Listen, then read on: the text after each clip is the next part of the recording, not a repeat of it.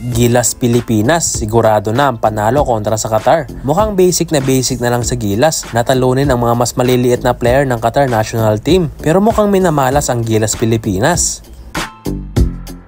Nitong Martes lang ay nagsimula na nga ang unang pag-iensayo ng Gilas Pilipinas para sa paparating third window ng FIBA Asia Cup qualifiers. At bahagi nga ng kanilang paghahanda ay ang pagsali nila sa Doha International Cup na gaganapin sa February 15 at makakalaban nga nila dito ang tatlo ring matitinik na team na Qatar, Lebanon at Egypt.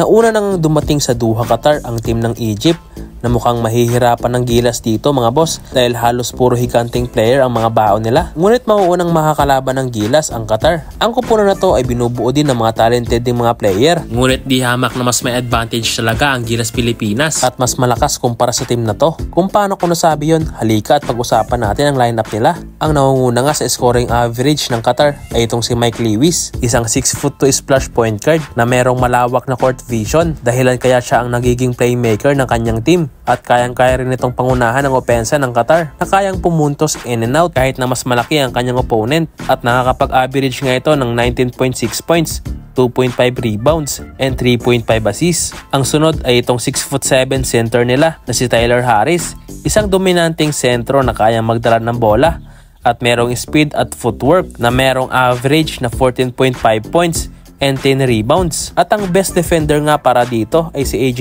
Edu. Sunod nga sa kanya itong si Mohamed Saad, isang 6'2" guard na isa ring mabilis na player at athletic guard na merong shooting skills at merong average na 11 points and 2.5 rebounds. And the best defender para dito ay si CJ Perez. So ito lang ang tatlong manlalaro ng Qatar na masasabi kong may pinakamahusay na performance sa mga recent game ng kanilang national team. Kung paano ko nasabing mas lamang tayo sa Qatar ay unang-una ay mas talentado ang ating national team kumpara dito. At ang isa pang advantage ng ating national team ay mas matatangkad ang Gilas Pilipinas dahil halos karamihan sa lineup ng Qatar ay mga undersized na halos puro 6'2" lang. At meron lang silang nag-iisang higanting player na may height na 6'11" na almost 7-footer na. Maganda sanang katapat to ni Kai Sotto kung hindi lang siya na injury. At minsan na rin tinambakan ng Gilas Pilipinas ang Qatar sa FIBA World Cup noong 2019 na may final score na 46-84. At ang latest matchup din nila sa 19th Asian Games nitong 2023 at tinambakan din nila muli ang Qatar sa final score na 78-41 na pabor para sa Gilas Pilipinas. Ngunit sa kabila ng magandang ensayo ng Gilas ay mukhang minamalas pa rin ang ating national team dahil meron pa rin mga humahad lang sa kanilang paghahanda sa paparating na third window ng FIBA Asia Cup qualifiers.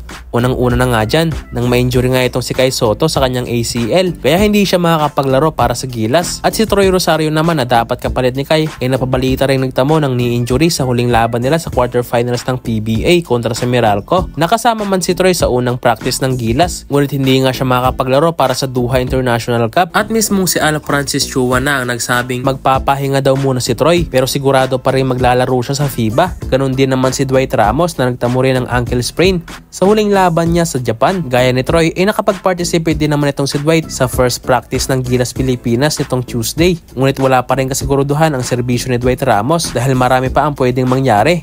Take note, meron pa rin siyang iniindang injury kaya hindi natin alam kung baka bigla na lang i-announce na hindi siya makakapaglaro dahil sa kanyang iniindang ankle sprain.